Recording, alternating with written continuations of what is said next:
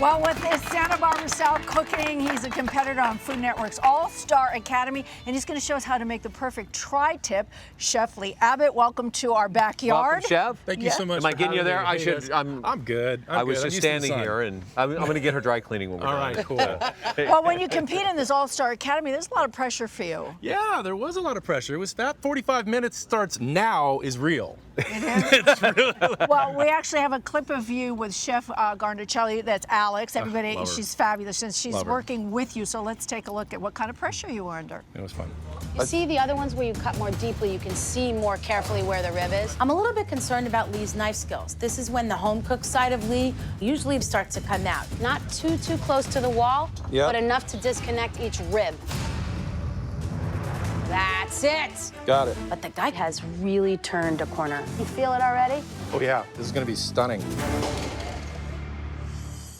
Wow. Well, I got to tell you, that's what Mark does to me when I'm in the kitchen. He pressures me like that, too. It drives me That's crazy. not true. That's not. Was it relentless like that? Did they work constantly on you? You know, it's funny. You're cooking something normally at home. You'd be drinking wine and cooking 2 hours, and Yeah. like you're like a minute left to plate, and she goes, "You know what? We need squash juice. Let's add something more." And you're like, come on. So it was a treat. It was such a gift. I had a ball. Well, you're going to be making this Santa Barbara style tri-tip. You guys should eat up over here. Let's Yeah. start. They're so well behaved. Yeah, dive in. Tri-tip is one of my favorite cuts of beef. It's what I grew up on. I was born and raised in Santa Barbara, and I'm 7th-generation Californian.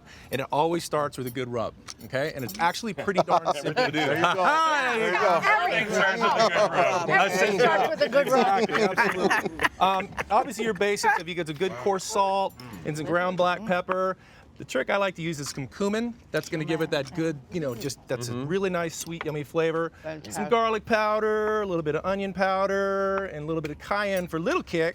And then I like to use a little bit of brown sugar. That's like when you barbecue, you want to have a little bit of that sweetness in it, yeah. kind of counteract all that like heat from the other stuff. Hey, come on out of there. Get out of there. There, there you go. Really easy. Whisk that sucker up. How long do you leave it on? You know what? I pull the meat out of the fridge about an hour before I want to cook, give it the dry rub, and then let it rest at room temperature basically for that full hour. I like to go generous on here because you're going to let that sit for an hour. Here's the triangle part. That's why it's called a tri-tip. Right there. Is that your secret, or is there another secret?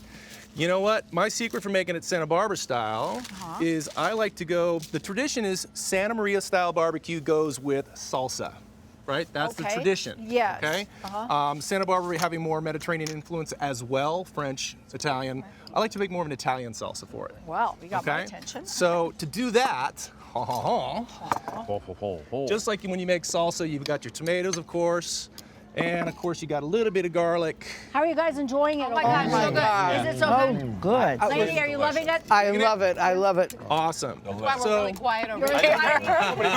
That's a good sign to a chef when the table's quiet. It's done. Awesome. Get seconds. Ronnie, 1 second. You start with any salsa, tomatoes, shallots, garlic. The difference is I'm going to go parsley now. Good, doesn't Yeah. it? Instead of cilantro, I'm going parsley. And then I'm going to take a little bit of olive oil in there and then balsamic reduction.